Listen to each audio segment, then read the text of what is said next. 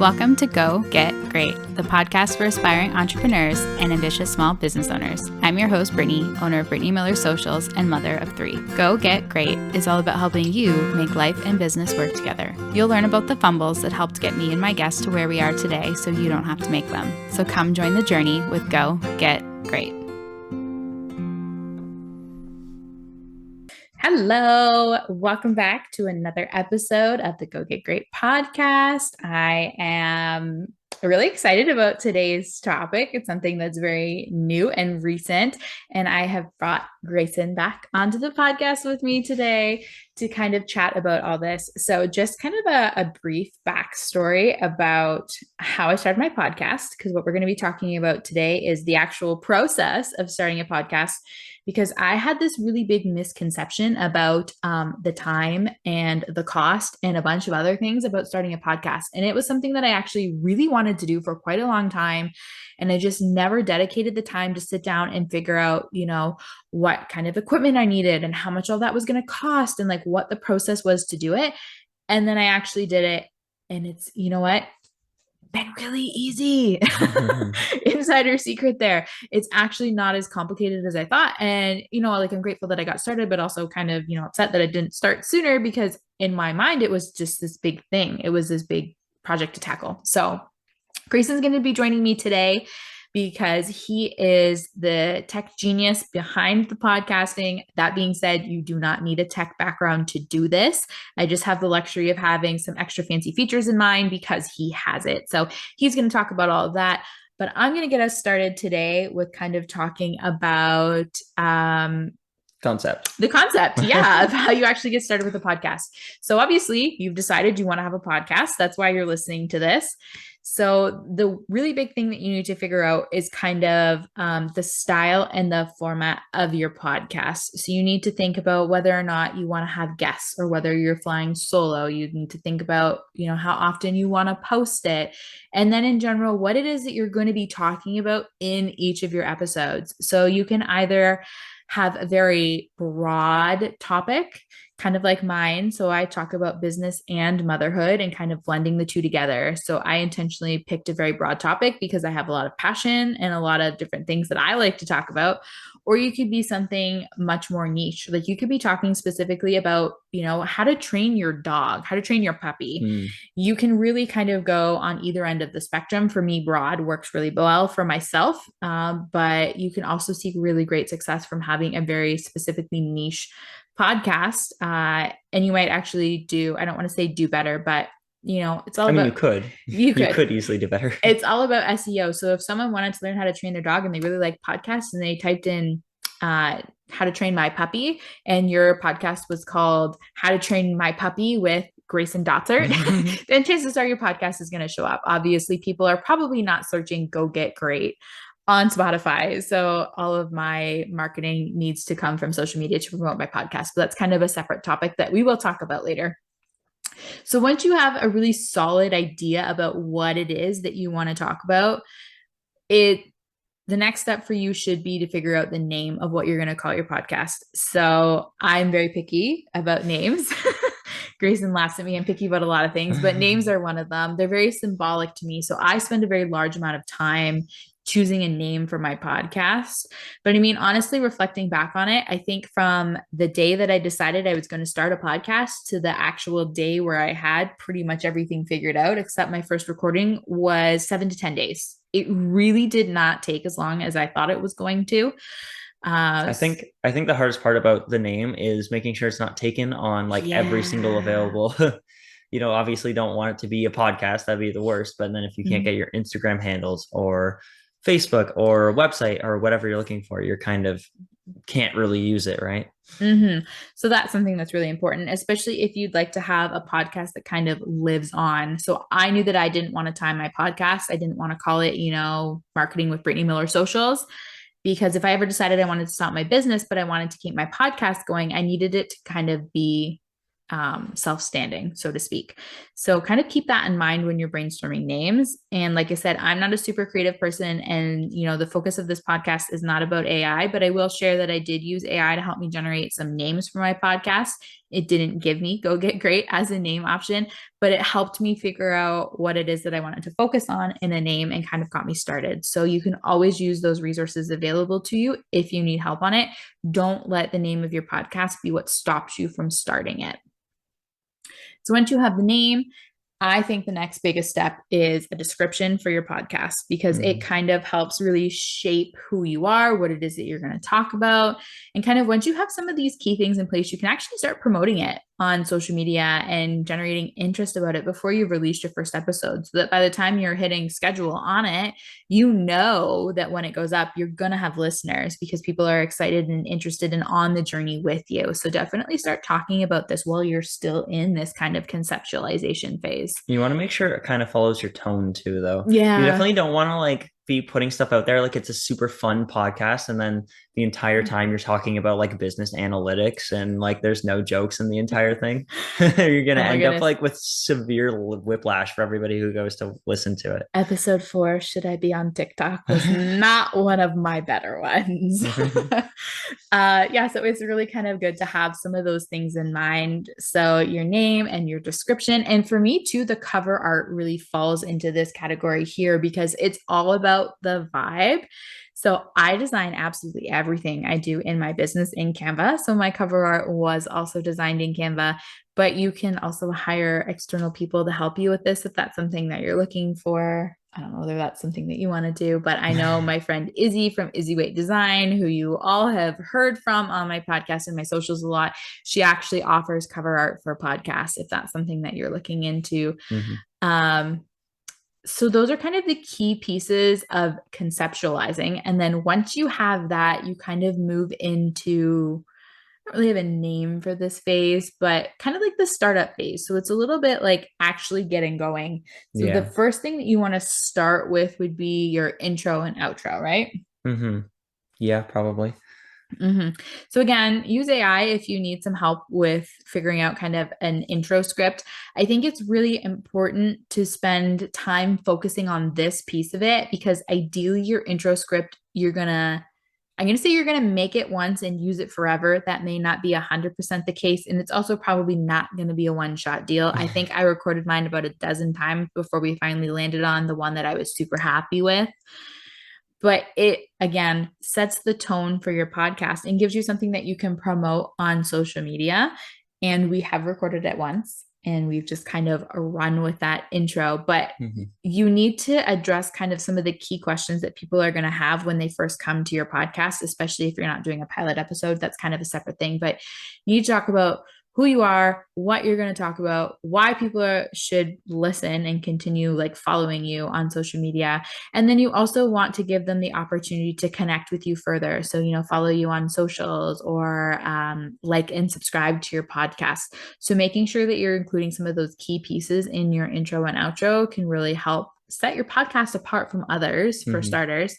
And also just really clarify a lot of things. And it doesn't have to be lengthy either. What's No, I our would keep rule of it. thumb?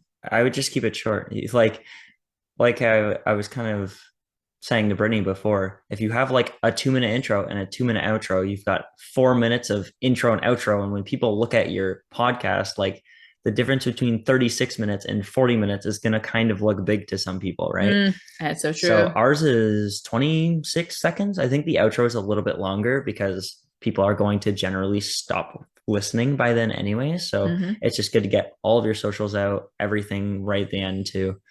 And I know that there's some podcasts that I listen to, and their intro, I timed it because we were curious about how long it was 2 minutes.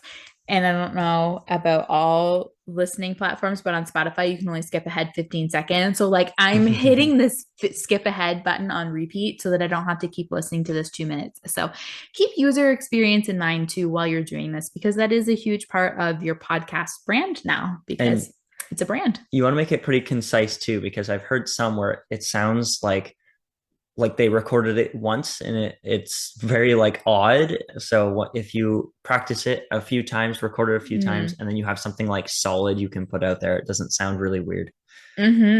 Yeah. So I think that that's really big. And the exciting thing about that is once you've kind of recorded your intro and outro, you can start marketing podcasts because you have content for it now.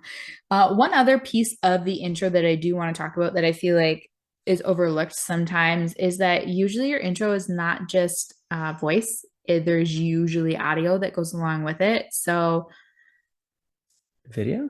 no, there's usually background music that goes Oh, along with it. So you can try and find royalty-free music. There's options like what was it? so the SoundCloud, SoundCloud. but sometimes some like because it's just user created stuff, sometimes you won't be able to download what they have. Sometimes they'll make you like I can't remember if you have to follow them or something before you can download it, or you have to agree you're not going to use it for commercial stuff, so you wouldn't be able to use it in a podcast.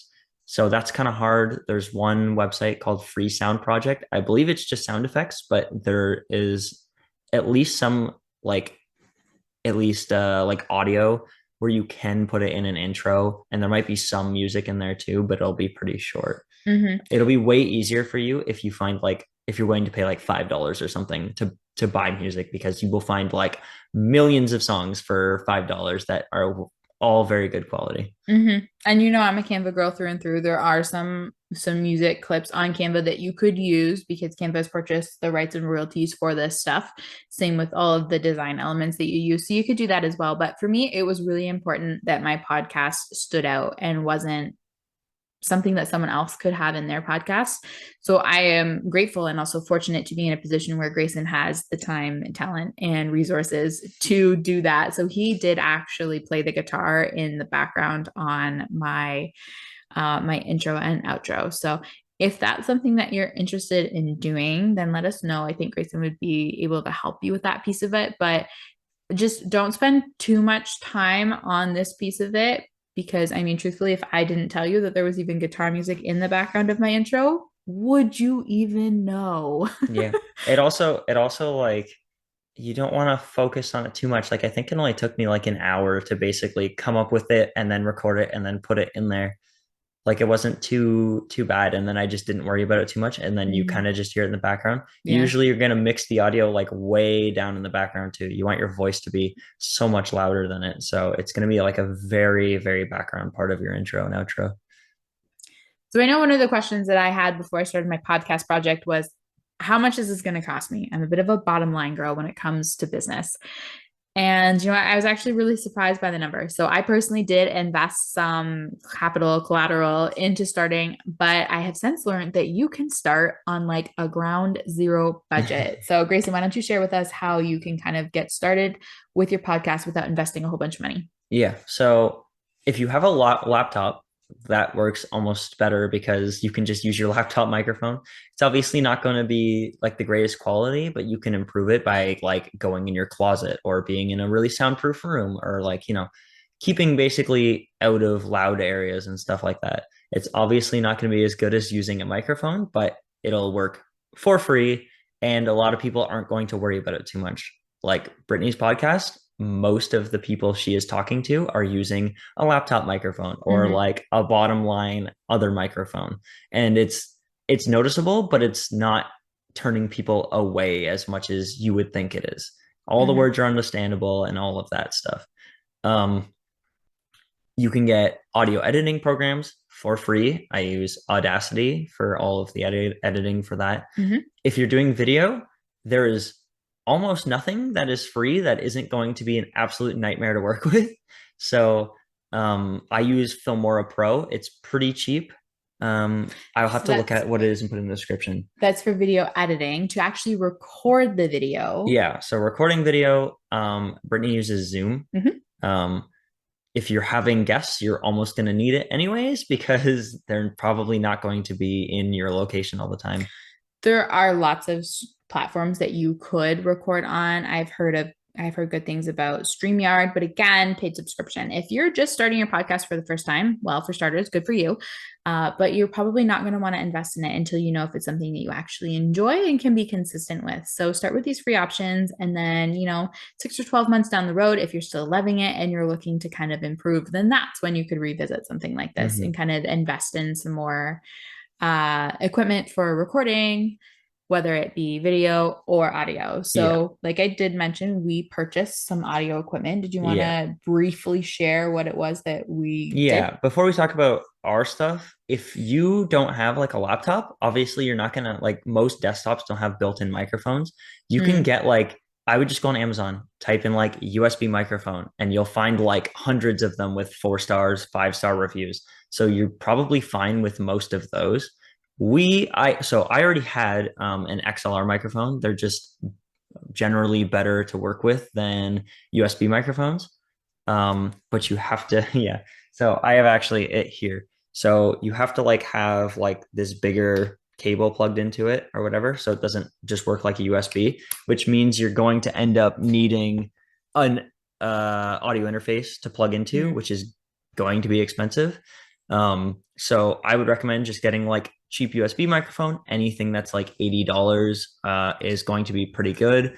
You can get them for like 20 and it'll be probably better than a laptop microphone. So you don't have to worry too much about that. I'll put everything that we bought in the show notes, like that we mhm. have.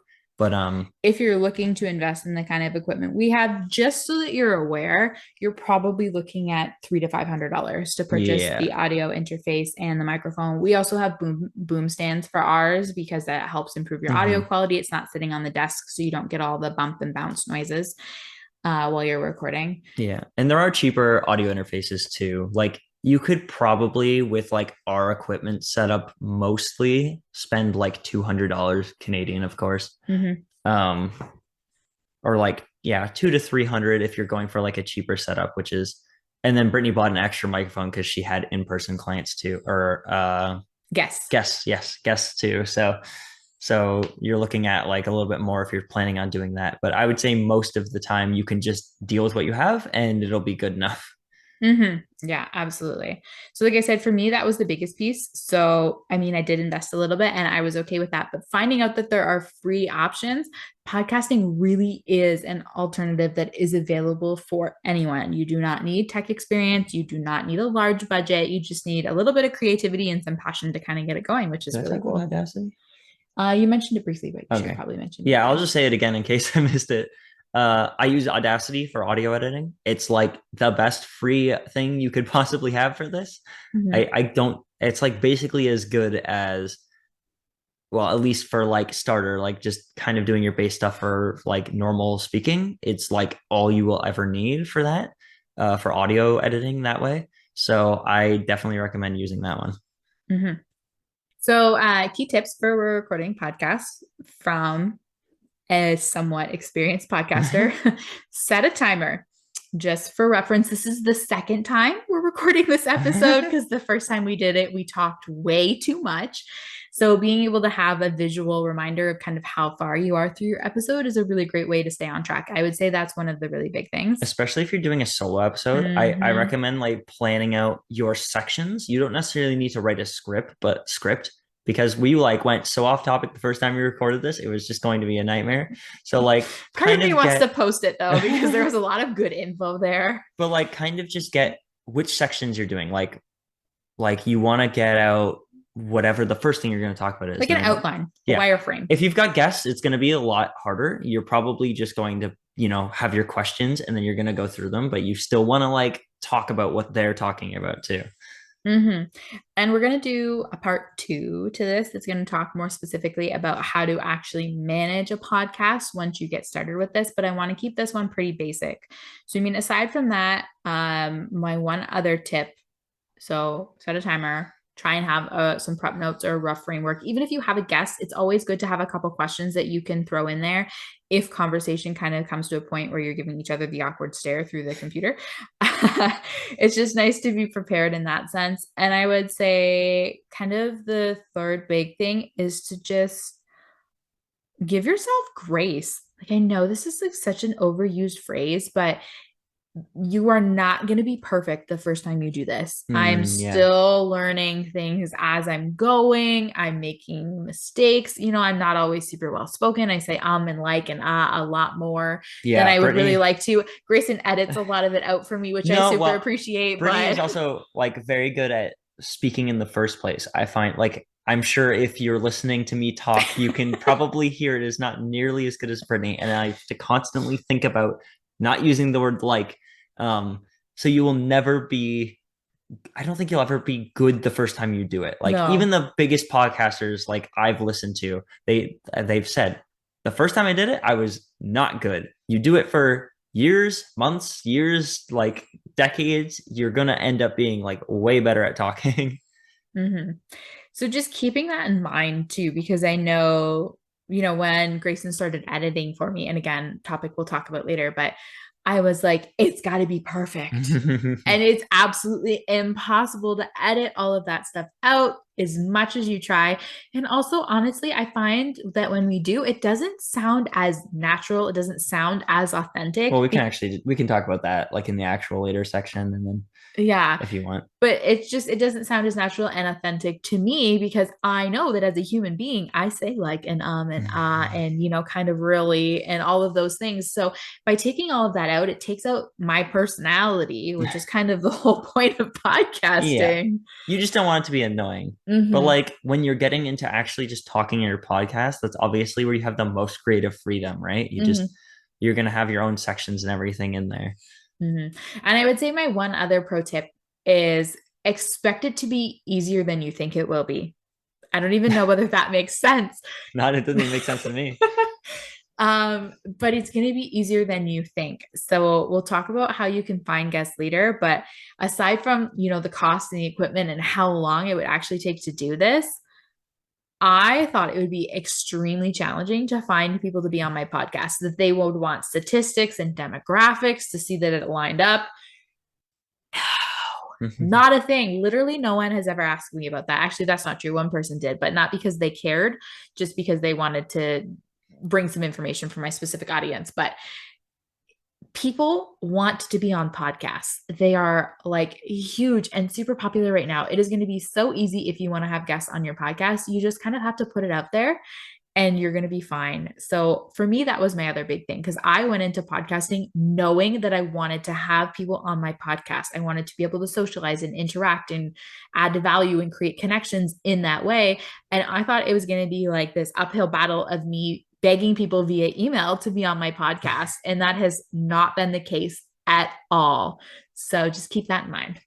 Yeah, everybody finds it fun. Yeah, it is actually so much fun. And once you get talking to, it's not nearly as like nerve-wracking as you would think it would be. No, it's really not. So I think that those are kind of my big key takeaways from podcasting. So just a little bit of a summary, figure out your idea of what it is that you want to do, then get started, do some thinking, do some brainstorming, create a description and a name, and then get your equipment if you want to do that, or just like download Zoom and Audacity, start recording your intro and your outro, figure out what your cover art's going to be, get kind of some of those logistical pieces in place. And then before you hit play on episode 2 or part 2 of this sequence, I would maybe try and come up with I don't want to say framework, but like 3 to 5 ideas of what your podcasts are going to be. And you're going to want to batch create your first few podcasts just so that when you get started, you have enough to kind of keep being consistent, keep the momentum going while you're at it. So before you even figure out how to do the rest of it, sit down and make sure that you can come up with 3 to 5 ideas with the name and the description of what it is that you want to do. Because if you're struggling to come up with those 3 to 5 ideas, then I would honestly recommend you go back to the drawing board because it might not be a great fit if right out of the gate you're having you're challenged to come up with some of those ideas. Also, don't go crazy with it and make like 40. Yeah. Because you're going to end up with stuff that is just either not topical or like just way too far down the line where you've done the exact same thing. Or, for instance, Brittany's going through a rebrand right now. It would be really bad if you rebranded like 11 weeks into posting your 40-week podcast that you've made. Mm-hmm. Or like another great example, did anyone else predict the pandemic? Because I definitely did not. And if you're releasing podcast episode and you're like a news company, you're kind of missing the news there. So like you can't batch create news though. I know that, but the example still stands of you need your content to be relevant. So do a couple. I try not to batch more than like 3 or 4 podcasts in advance at a time. But I'm also the kind of person that really likes a lot of creativity, freedom, and rain. And I change ideas all the time. And not everyone likes that, but that's just kind of who I am. So having that flexibility in my podcast is really big. And you really can do kind of whatever you want with your podcast. So those are some of my best tips. And I know that everyone's probably going to be wondering, how do I edit? Is it really something that I can do? And the answer to that question is yes, absolutely. Grayson is my podcast manager, and he actually does all of the editing on my behalf. However, should Grayson need to take a vacation or something, for starters, I'd be mad, wondering why I'm not on it with him. But I could actually go in and do the editing myself. I've seen it. I understand the process. It is actually extremely beginner friendly and Audacity, but it is a bit of a concept. So I want to make sure that he has time to talk about that. And we're not going to put that in this episode. I mean, I can just briefly talk about, you can basically just add your intro and outro and then you're done. Like if you really wanted to, there's more you can do about it, and I'll talk about that in like part 2. But for just simple terms, you can just drop your intro in, drop your outro in, put the episode in, and then you can just put it as an MP3 and then you're done basically. Yeah. So once you've got that finished file, let's say you're not doing a lot of editing to it, you're just keeping it very simple. Good for you. You're going to put it into a podcasting host. Yeah, it's called an RSS feed. So if you want to look it up, you can just, look up RSS feeds and figure that out. But there's actually tons of options available. Yeah. But I'm going to let Grayson kind of take over here, because although I know how to do it, he speaks this kind of language better than I do. Yeah. So honestly, I don't really know what the difference is between a lot of them. You'll see charts and things for posting and all this stuff. I recommend just using what's it called? Spotify for podcasters. Yeah, which was previously anchor.fm. So if you still just type in anchor.fm into your search bar, it'll take you right there. And then you can just go to Spotify for podcasters, which is not just for Spotify. So if you're like posting a video to YouTube, you basically go onto YouTube and post it. But that's not really how podcasts work for podcasting platforms.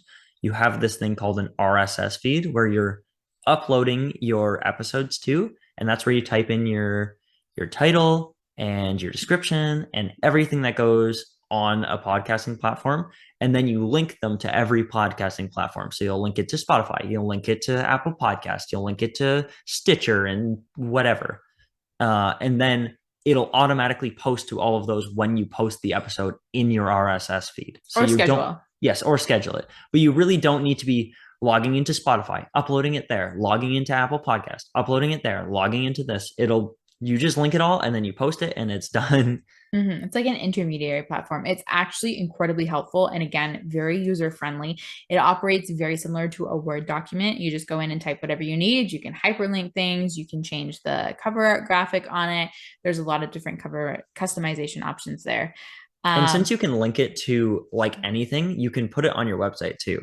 You can like just drop your RSS feed in there, link it, and then you've basically got your podcast that'll play on your website as well. And it'll still track all of the metrics for it too. Yeah. So you'll know how many people are listening to it on your website, how many on Apple Podcasts, how many on Spotify, etc. One thing that I just want to say, since we're on the topic of analytics, but also on websites, so you can actually listen to the Go Get Great podcast at BrittanyMillerSocials.ca/podcast, which is SEO for your business, just saying.